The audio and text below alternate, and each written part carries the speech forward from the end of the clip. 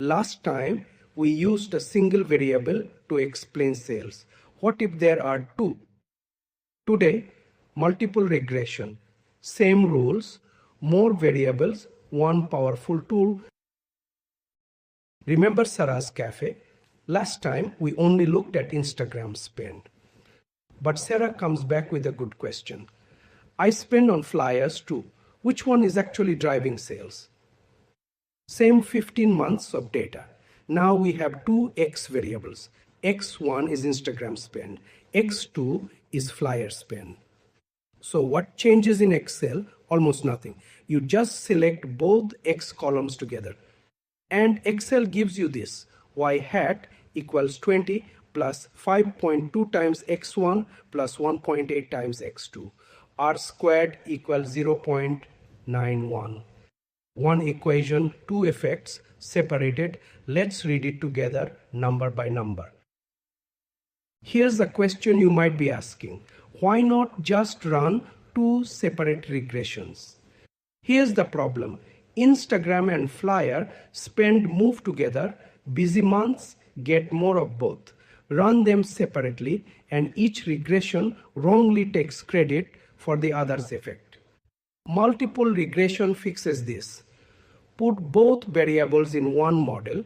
Each coefficient shows one variable's effect with the other's effect removed.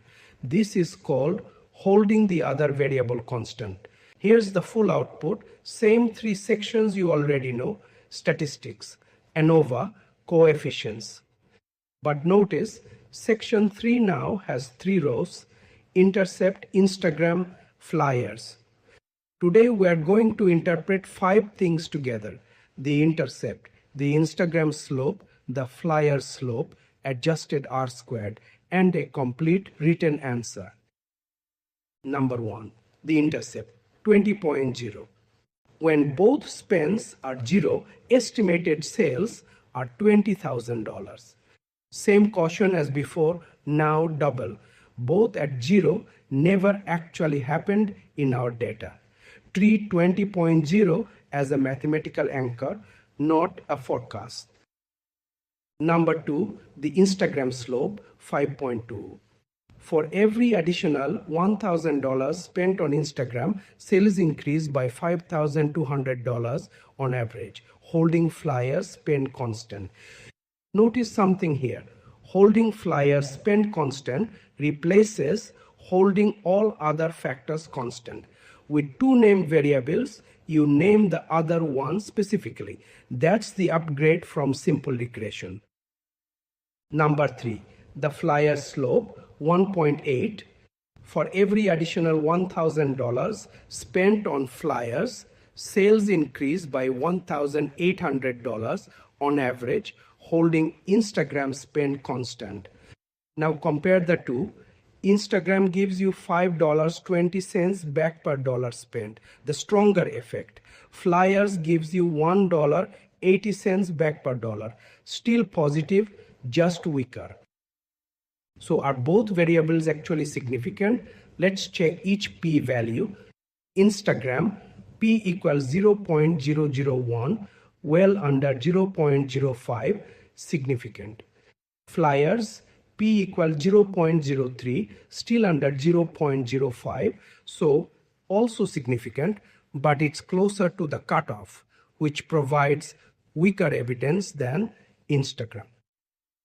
Number 4, adjusted R squared. Two numbers now, plain R squared 0.91, adjusted 0.89. With multiple variables, always use adjusted. Here's why. Plain R squared always rises when you add more x's, even useless ones. Adjusted R squared only rises if the new variable genuinely helps. Instagram alone gave us an R squared of 0.88. Add in flyers pushed adjusted R squared to 0.89, a real improvement. One danger you need to watch for, multicollinearity. If Instagram and flyers spend rise and fall together, Excel may struggle to separate their effects. How to spot it? Two X variables moving almost identically. A correlation above 0.8 is a red flag. How to fix it? Drop one or combine them into total marketing spend. Let's talk about 3 mistakes students make here. 1. Saying Instagram increases sales by 5.2 without naming flyers. Always say holding flyers constant. 2. Saying an R squared of 0.91 proves the model is great. Always check adjusted R squared instead. 3. Assuming both variables matter equally. Compare the coefficients. Instagram's effect is bigger. Let's put it all together. Equation y hat equals 20 plus 5.2 times x1 plus 1.8 times x2. Instagram, for every additional $1,000 spent, sales increase by $5,200 on average, holding flyers constant. Significant, P equals 0.001. Flyers, for every additional $1,000 spent, sales increase by $1,800 on average, holding Instagram constant. Significant, P equals 0.03. Adjusted R squared 0.89, 89% explained by both variables after adjustment. Caution, always check that Instagram and flyers aren't highly correlated. 5 things every single time. 1. Read each slope separately. 2. Always name the other variable, holding x2 constant, not holding all else constant. 3. Check the p-value for each variable. One can be significant while another isn't. 4. Use adjusted R squared, not plain. 5. Watch for multicollinearity. Correlated x variables distort your coefficients. Okay, now it's your turn. A bakery owner runs a multiple regression. Y is weekly sales. X1 is ad spend. X2 is the step count. Intercept 12.0, P equals 0.04. Ad spend 2.5, P equals 0.002. Staff count 6.0, P equals 0.12. Adjusted R squared is 0.81. N equals 18. 4 questions for you. 1. Write the equation. 2. Interpret ad spend. 3.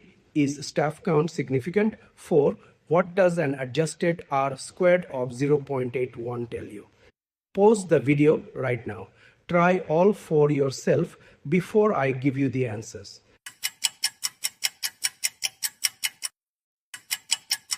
Ready? Let's check your answers. 1. Y hat equals 12.0 plus 2.5 times x1 plus 6.0 times x2. 2. For every additional $1,000 in ad spend, weekly sales increased by $2,500 on average, holding staff count constant. 3. No. P equals 0.12 greater than 0.05. We fail to reject the null.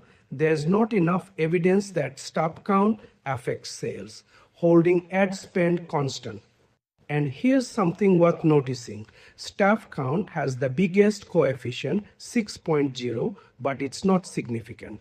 A big coefficient means nothing without a small p-value. 4. An adjusted R squared of 0.81 means 81% of the variation in weekly sales is explained by both variables after adjustment. If you got all 4, nicely done. Next time, we'll look at dummy variables. What if X isn't a number but a category, like weekday versus weekend? Regression can handle that too.